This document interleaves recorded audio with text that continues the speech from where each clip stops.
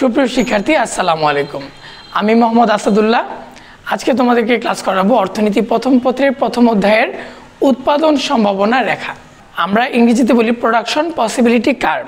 তো production possibility curve বা উৎপাদন সম্ভাবনা রেখা মানে কি? উৎপাদন সম্ভাবনা রেখা মানে যেই রেখার মাধ্যমে উৎপাদনকে সম্ভাবনার মধ্যে নিয়ে যাওয়া হয়। ইংরেজিতে বলে প্রোডাকশন পসিবিলিটি কার্ভ, আমরা সংক্ষেপে বলি পিপিসি। পিপিসি মানে প্রোডাকশন পসিবিলিটি কার্ভ বা উৎপাদন সম্ভাবনা রেখা। তো উৎপাদন সম্ভাবনা রেখা কাকে বলে? উৎপাদনের কলাকৌশল প্রয়োগ করে এবং নির্দিষ্ট পরিমাণ উপকরণ বা সম্পদ নিয়োগের মাধ্যমে দুটি দ্রব্য উৎপাদনের বিভিন্ন সম্ভাবনা যে রেখায় বিভিন্ন বিন্দুতে প্রকাশ করে তাকে উৎপাদন সম্ভাবনা রেখা বলে। যদিও এই সংজ্ঞাটা অনেক বড়, আমরা আরো সহজে ছোট্ট করে বলতে পারি উৎপাদন সম্ভাবনা রেখা এমন একটি রেখা যে রেখার প্রত্যেকটা বিন্দুতে বা বিভিন্ন বিন্দুতে উৎপাদনের সম্ভাবনা নির্দেশ করে। তার মানে আমাদের এই রেখাটা এমন একটা রেখা হবে যে রেখার প্রত্যেকটা বিন্দুতে আমরা উৎপাদনের সম্ভাবনাকে প্রকাশ করব। তো সুপ্রিয় শিক্ষার্থী, আমরা এই পাশে একটা ছোট্ট সূচি তৈরি করেছি। এখানে লিখেছি ধান, এখানে লিখেছি পাট। ধান এবং পাট, তাহলে ধান এবং পাট এই দুইটা দ্রব্য আমরা যদি উৎপাদন করি তাহলে সেখানে উৎপাদন সম্ভাবনা রেখা কেমন হবে? সুপ্রিয় শিক্ষার্থী, এই যে আমরা এখানে একটা ধরি জমি আছে, এই জমির মধ্যে ইচ্ছা করলে আমি ধান উৎপাদন করতে পারি, ইচ্ছা করলে আমি পাট উৎপাদন করতে পারি। এখন জমি একটা, কিন্তু আমি অনেক কিছু এখানে উৎপাদন করতে পারি, কিন্তু আমি আসলে কি উৎপাদন করব? আমি কোনটা উৎপাদন করব? কোনটা উৎপাদন করলে আমার ভালো হবে সেই জিনিসটাকে কিন্তু আমি বেশি উৎপাদন করব। তো সেই জায়গা থেকে উৎপাদন সম্ভাবনা রেখাটা আমরা চিন্তা করব।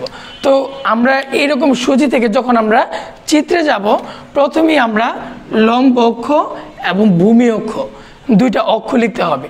ধরি আমরা এখানে ওয়াই অক্ষ এবং এটা এক্স অক্ষ, এখানে 0।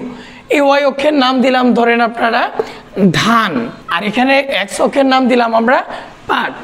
তাহলে ধান দিলাম লম্ব অক্ষে, পাট দিলাম ভূমি অক্ষে। কিন্তু এখানে একটা জিনিস লক্ষ্য রাখতে হবে, সবসময় ধান দিতে হবে লম্ব অক্ষে, পাট দিতে হবে ভূমি অক্ষে, ডাজেন্ট ম্যাটার। আমাদের চিন্তা করতে হবে এই দুইটা দ্রব্যের যে কোনো দ্রব্য আমরা যে কোনো সাইডে লিখতে পারবো, এমন না এটা শুধু লম্ব অক্ষে লিখতে হবে বা এটা শুধু ভূমি অক্ষে লিখতে হবে। আমরা যখন যেটা ইচ্ছা করলে পাটটা লম্ব অক্ষে দিতে পারি, ধানটা ভূমি অক্ষে দিতে পারি, এটা আমাদের ইচ্ছা। এখন এখানে দেখতে হবে এখানে যে সংখ্যাগুলি দেওয়া আছে এই সংখ্যাগুলি আমরা কোথায় লিখব? এখানে সর্বনিম্ন আছে 0, সর্বোচ্চ আছে 12। আমরা এখানে 2 করে নিই, 2, 4, 6, 8, 10, 12। এদিকেও আমরা এইভাবে নিব 2, 4, 6, 8, 10, 12। তাহলে 2, 4, 6, 8, 10, 12, 2, 4, 6, 8, 10, 12। প্রিয় শিক্ষার্থী, আমরা 2 করে ব্যবধান নিলাম এবং এখানে সর্বোচ্চ 12 আছে, আমরা 12 পর্যন্ত লিখলাম। কিন্তু এখানে যা যা সংখ্যা আছে এখানে কিন্তু তার চেয়ে বেশি সংখ্যা আছে। আমরা কি করব? আমরা আমাদের সুবিধার জন্য, আমাদের চিত্রের সুবিধার জন্য আমরা ইচ্ছা মতো 2 করে ব্যবধান নিলাম। আচ্ছা, এখন আমরা একটু লক্ষ্য করি, ধান যখন 12 একক, পাট তখন 0। ধান যখন 12 একক, পাট তখন 0। আবার বলছি, ধান যখন 12 একক, পাট তখন 0, বিন্দু হবে এই 12তে। এরপরে ধান যখন 10, পাট তখন 5। ধান যখন 10, পাট তখন 5। এখানে 5 কোন জায়গায়? 4 আর 6 এর মাঝখানে হবে 5। তাহলে ধান যখন 10, পাট তখন 5, তাহলে বিন্দু হবে ধান 10 আর এদিকে পাট 5, এইভাবে বিন্দুটা হবে। আচ্ছা, তারপরে কি আছে? ধান যখন 5, পাট তখন 10। ধান যখন 5, পাট তখন 10, তাহলে বিন্দু কোনটা হবে? ধান 5 কোন জায়গায়? 4 আর 6 এর মাঝখানে হবে 5। তাহলে ধান 5, পাট এখানে 10, তাইলে আমরা এই যে আর ধান পাট হবে 10, তাহলে বিন্দু এইটা, এই যে।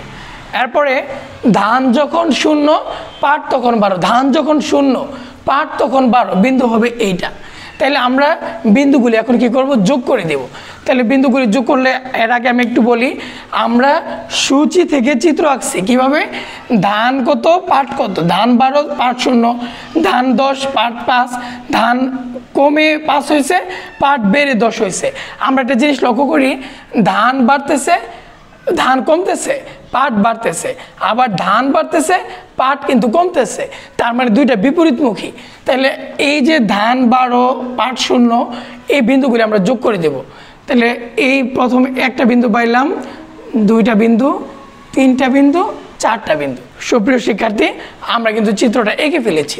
তাহলে আমরা এখানে মানগুলি দিয়ে দিই, ধান A B C D।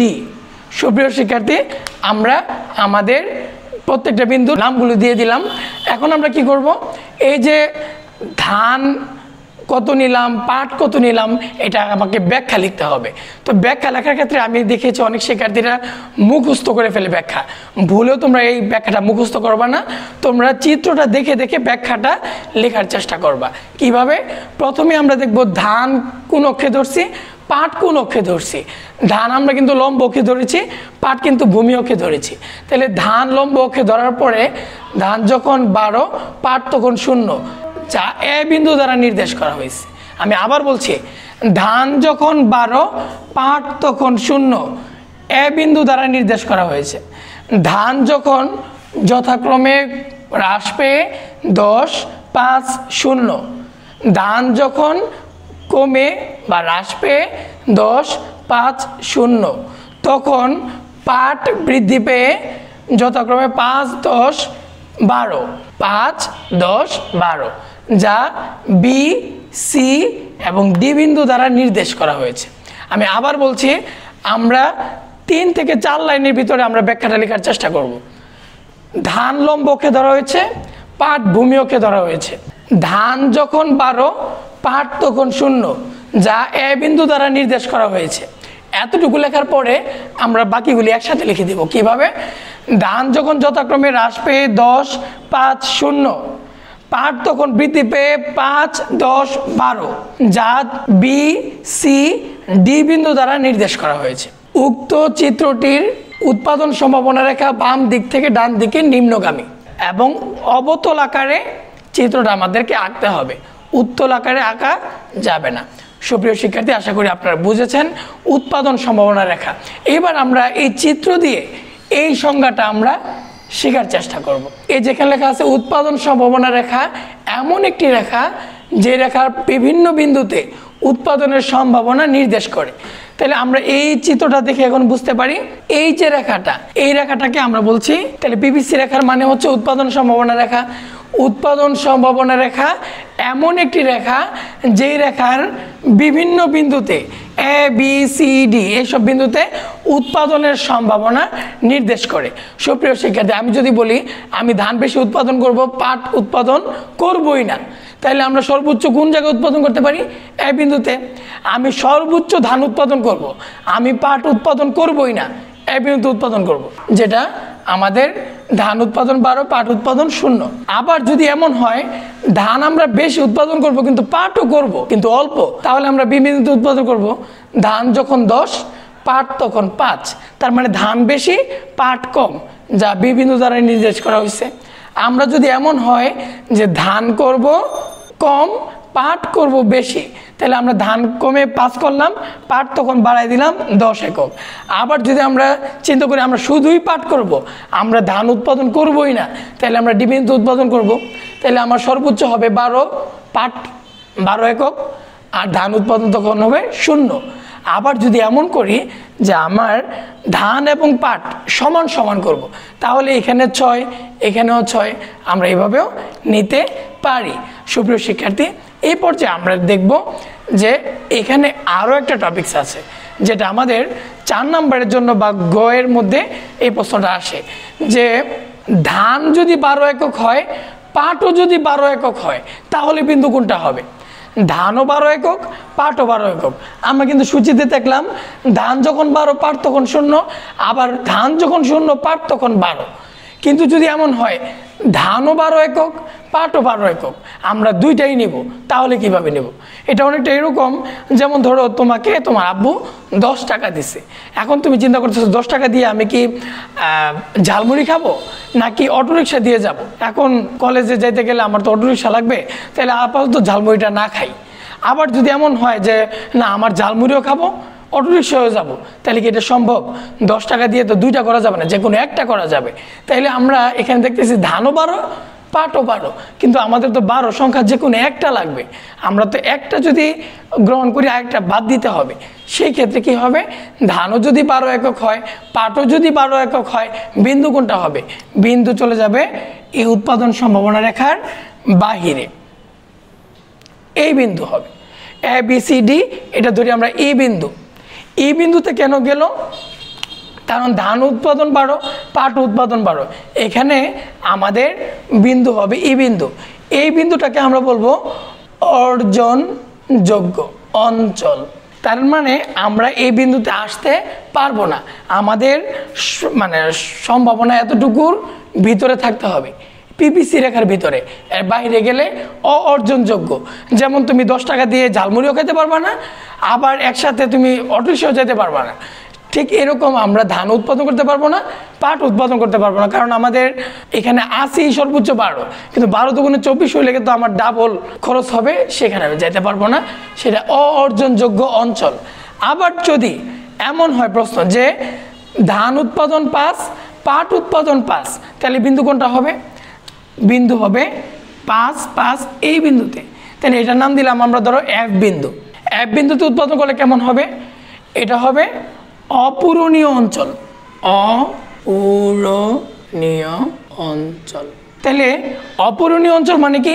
আমার কিন্তু এখানে সম্পদ আরো বাড়তি আছে, আমার কিন্তু সম্পদ যতটুকু আছে এতটুকু কাজে লাগাইলাম না, আমরা কিন্তু 5 একক 5 একক করে নিলাম এফ বিন্দুতে, আমার কিন্তু সম্পদ আরো এতটুকু বাড়তি আছে। আর যদি আমি ই বিন্দুতে উৎপাদন করি তাহলে আমার সম্পদ আরো এতটুকু ঘাটতি আছে। তার মানে আমাদের উৎপাদন সম্ভাবনা রেখার যে রেখাটা এই রেখার মধ্যে থাকতে হবে, এর নিচে যদি আসে তাহলে অপূরণীয় অঞ্চল বেকারত্ব নির্দেশ করে। আর যদি এর এই রেখার বাইরে চলে যায় তাহলে ই বিন্দু অর্জনযোগ্য অঞ্চল, যেটা আমাদের ওইখানে যাওয়া পসিবল না। সুপ্রিয় শিক্ষার্থী, আশা করি তোমরা বুঝেছ যে ধান উৎপাদন এবং পাট উৎপাদনের মাধ্যমে আমরা কিভাবে উৎপাদন সম্ভাবনা রেখাটা অঙ্কন করেছি এবং বিশ্লেষণ করেছি। অর্জনযোগ্য আর অপূরণীয় অঞ্চলের মাধ্যমে আমরা আরও প্রকাশ করেছি যে কোন জায়গায় উৎপাদন করলে আমার সুবিধা, কোন জায়গায় অসুবিধা, কোন জায়গায় করা যাবে না, কোন জায়গায় করা যাবে। আমি যদি এখানে উৎপাদন করি তাহলে অপূরণীয় থাকে সম্পদ, আর যদি এখানে উৎপাদন করি তাহলে অর্জনযোগ্য, সেখানে যাওয়া পসিবল না। সুতরাং আমাদেরকে থাকতে হবে উৎপাদন সম্ভাবনা রেখা, পিপিসি রেখা, প্রোডাকশন পসিবিলিটি কার্ভ। উৎপাদন সম্ভাবনা রেখা এমন একটি রেখা যে রেখার প্রত্যেকটা বিন্দুতে উৎপাদনের সম্ভাবনা নির্দেশ করে। আশা করি তোমরা বুঝেছ। আমাদের সাথেই থাকো। আসসালামু আলাইকুম।